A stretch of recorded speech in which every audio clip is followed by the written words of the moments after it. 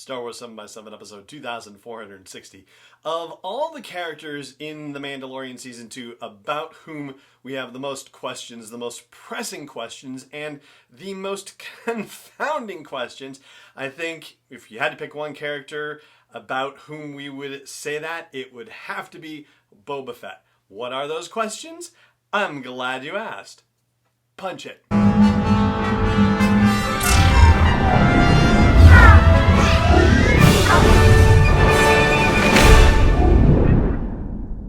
Hey Rebel Rouser, I'm Alan Voivod and this is Star Wars 7x7, your daily dose of Star Wars joy, and thank you so much for joining me for it. So, one of the biggest unanswered questions that actually got answered in Season 2 of The Mandalorian about Boba Fett has to do with that infamous spurs that jangle jingle jangle noise, right? So the fact that when Boba Fett walks around, when we hear him in The Empire Strikes Back, there's a sound that is very similar to cowboy boot spurs, right? And we heard that sound with the stranger approaching the body of Fennec Shand at the end of Episode 5, Chapter 5, The Gunslinger from Season 1 of The Mandalorian.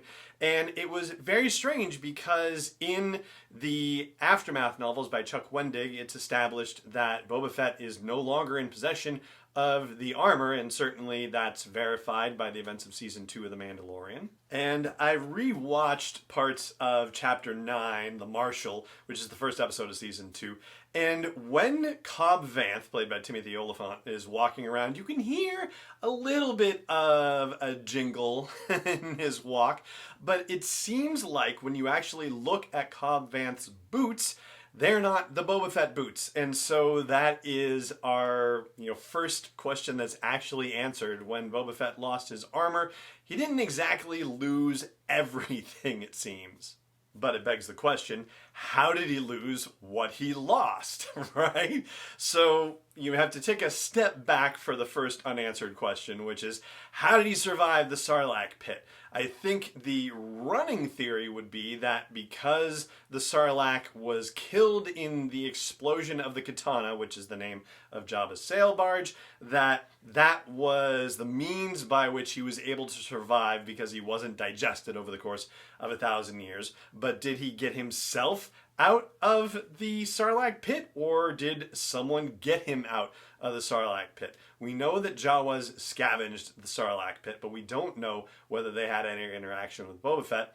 So this then leads to the question, what on earth has Boba Fett been doing for the last 5+ years before we meet him again in The Mandalorian? Clearly he's been through hard times because his face shows a lot of wear and tear, and that was something that in the behind-the-scenes stuff about The Mandalorian Season 2, they talked about how to do the makeup for Tamora Morrison and do it in a way where they implied that he had been through a lot, but also didn't oversell that situation, didn't, go over the top with the scarring and the weathering and the whatnot. However, his survival does seem to suggest that he's connected with somebody who is very medically proficient, considering what he was able to do for Fennec Shand to save her life. And I suppose it begs the question of whether Boba Fett himself is now cybernetically enhanced in any fashion. Was that required for him to survive? I'm, gonna go out on a limb and guess that the answer is no, just because, I know that Fennec obviously showed her, cybernetic gut, but yeah, I don't know. For some reason, I just don't see them pulling it off with Boba Fett, but we could be in for some surprises, of course. He had to survive this Sarlacc thing somehow, and he didn't get away clean, but it's just a question of whether he needed the medical help, and if it's the same medical help that he got Fennec. And speaking of Fennec and her medical bills, how did he pay for that? Because I think the presumption is that he must have paid for it, because Fennec is saying, yeah, I, owe my life to him and now I'm working for him. But, if she could have paid for her own thing, then she probably would have, given him a bunch of credits and sent him on his way. So I feel like he would have had to be involved in not only rescuing her, but actually in paying for the treatment in some fashion. Where does he have the money for this unless he's had it stashed for ages and nobody thought to close his bank accounts in 5 years? And what's he been doing to survive in these 5 years? We see him wandering around the desert like a hermit with only Tusken Raider weapons to his name. But it turns out that he has Slave One, or has access to it. So there's another question.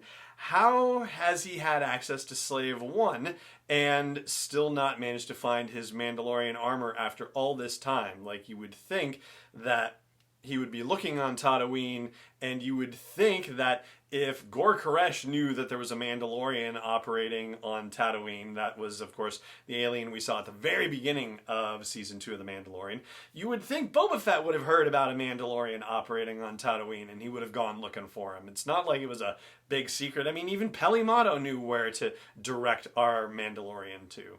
I think one thing perhaps we can presume is that Slave One was not in a place where Jawas had access to it, because if they did, then they probably would have stripped it the same way that they stripped the Razor Crest in Episode 2 from Season 1 of The Mandalorian.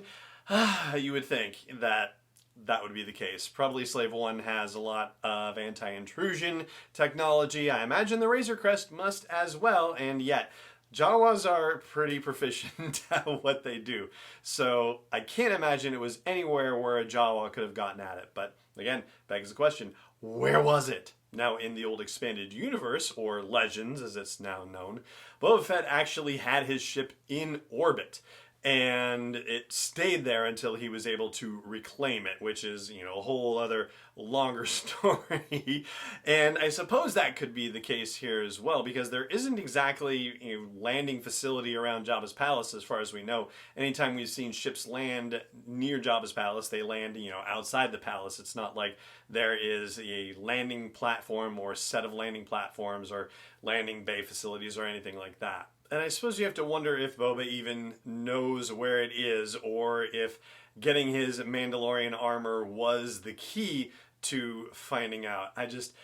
You know, I feel like this is a character who has very little in the way of scruples and would have stolen somebody's ship, stolen somebody's speeder, done whatever he needed to do in order to get back his stuff. And so it just seems to me like the ultimate answer is going to be that he has been out of commission for nearly 5 years, and it's only now at this particular time that he is able to get out and about and start looking for his armor, start looking for his ship, and it just so happens that the Mandalorian comes along to stir things up. Can you imagine, though, if he was out of commission for 5 years and finally he is able to get out and start scouting around on Tatooine, and he figures out where his armor is, and suddenly another Mandalorian comes in and swoops it up? Like, what are the chances? The timing is just ridiculous. But